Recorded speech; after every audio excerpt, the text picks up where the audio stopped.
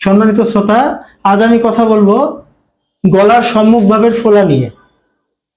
সাধারণত গলার সম্মুখভাবে আমাদের একটি গ্রন্থি থাকে, এটির নাম হলো থাইরয়েড গ্রন্থি।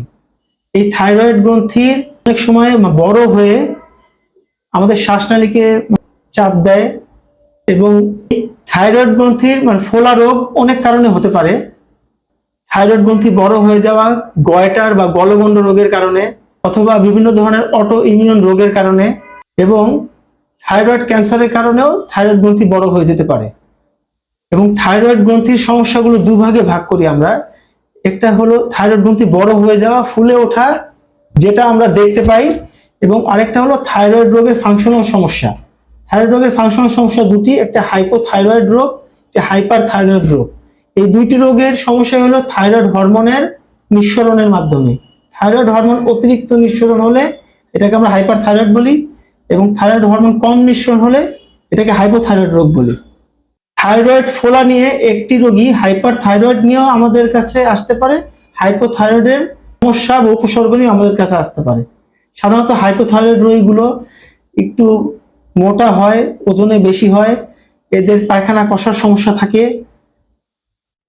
আর মহিলাদের মধ্যে মাসিকে অনিয়মিত থাকে, এবং হাইপার থাইরয়েড রোগগুলো শুকনা হয় এবং এদের পায়খানা নরম হয়, এবং আরো অন্যান্য উপসর্গ দেখা দেয়।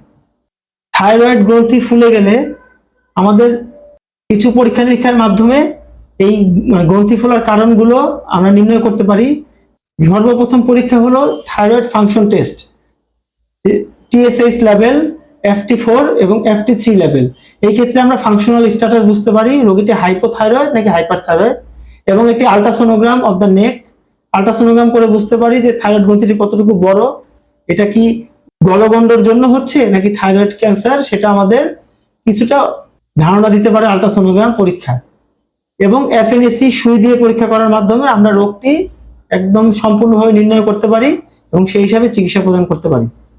থাইরয়েড গ্রন্থি যখন বড় হয়ে যায়, এই রোগগুলোকে আমরা ফাংশনাল স্ট্যাটাসের মাধ্যমে আলাদা করে আগে প্রথমে তাকে ইউথাইরয়েড স্টেজে নিয়ে আসি, মানে থাইরয়েড হরমোন বডিতে যাতে সমান অবস্থায় এবং স্বাভাবিক লেভেলে থাকে, এই অবস্থায় আগে নিয়ে আসি।